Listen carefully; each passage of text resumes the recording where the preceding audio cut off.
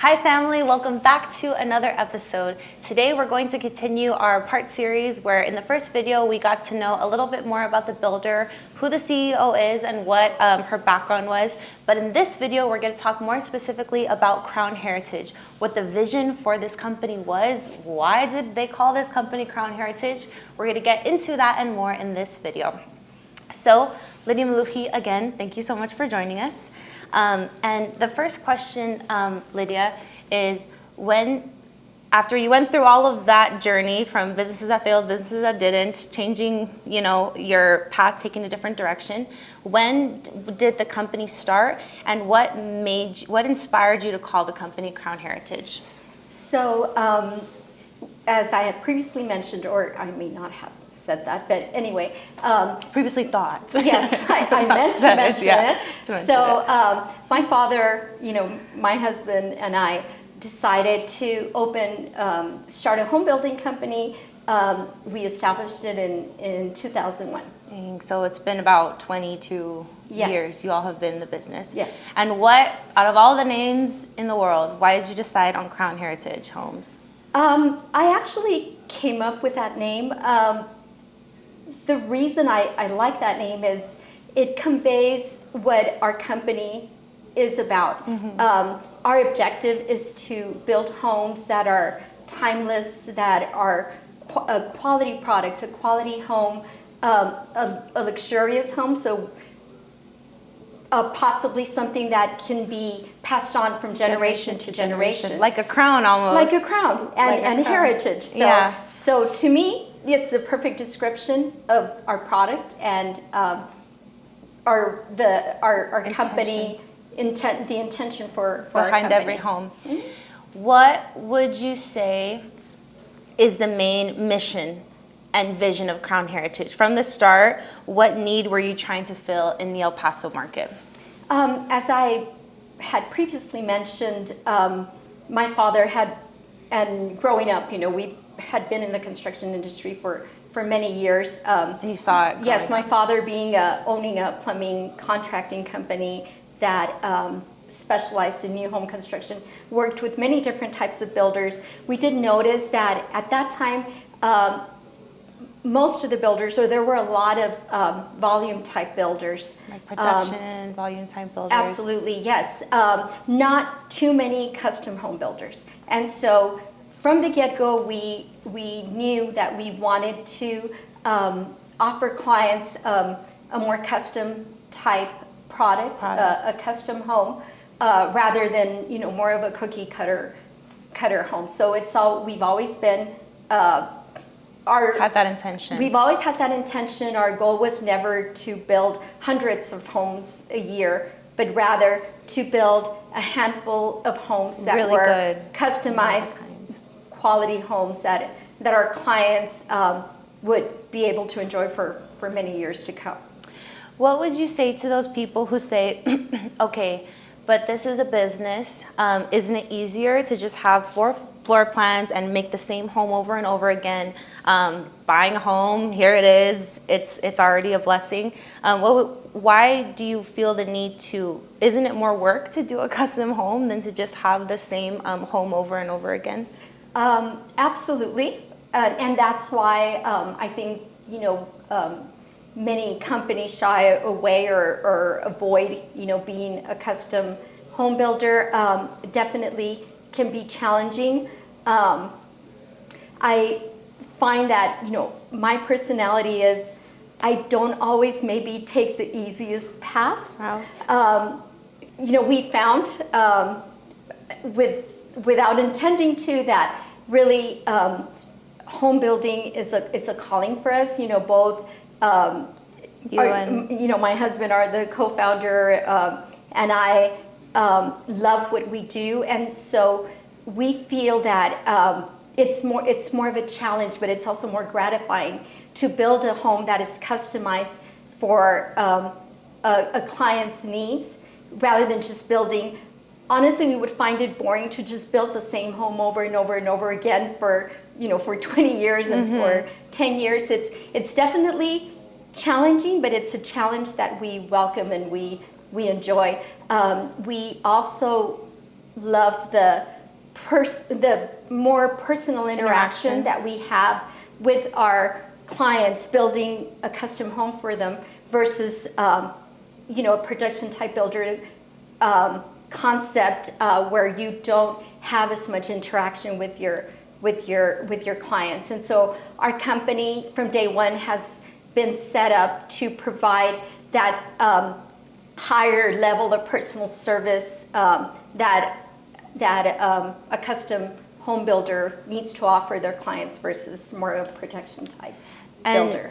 Something I've never really told you, but I was thinking this we recently had a meeting with some potential buyers, and you were sitting down, and I remember the first question we asked them is, what is your ideal home look like? And they would say these things, like for this couple in particular, very, very nice couple. They wanted a 4-bedroom home, but they wanted 2 of them as offices. And even though this was just an initial meeting, there was no contract signed or anything, you really made it a point to say, okay, what can you tell me what the intention or the purpose is going to be behind these rooms? And they said, oh, well, it's going to be an office. And then once we dug a little deeper, you found out that they're going to want to start a family one day, and this office might convert to a bedroom. So it would be ideal to have it be a comfortable size, to have a closet in there. And I remember it was a long meeting, and I remember thinking, she doesn't have to do that. A lot of people, it's a business, so you think it's just in and out. Okay, you want 4 bedrooms, fine, that's cool. But you really make it a point to not just do what's easiest, but to really get to the roots on why. Because why do you do that? Why do you, even if there's no contract signed at that moment, why do you take the time to provide that? It's like it's almost a consultation for your clients. We consider, when a client chooses to work with us, we consider it a great privilege. Even after all these years of being a business, we don't take it for granted. We know that our clients have choices amongst, from between us and other builders. And we, like I said, we take that very seriously.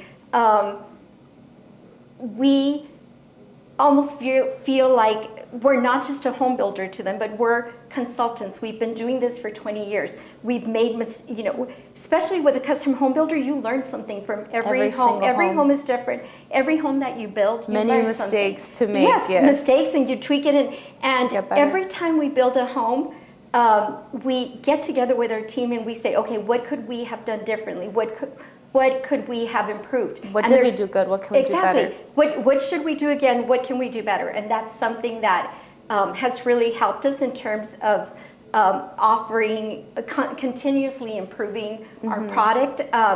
Once again, take a more personal approach. Our initial meeting, we have an initial meeting with our prospective buyers. That's even before they go under contract. And the purpose of that meeting, because building a custom home, you're going to work very closely with your builder. So we want to make sure that we're a good fit, that we feel that we can do a good job for those clients, and that we want to give our clients an opportunity to meet our team. So you, as our customer liaison, you're there because you're the one that has been interacting with them from day one. So they already feel, hopefully, very comfortable with you. So you're there to make the introduction. Our director of design is there because we want them, she will work with them throughout the selection process, taking notes.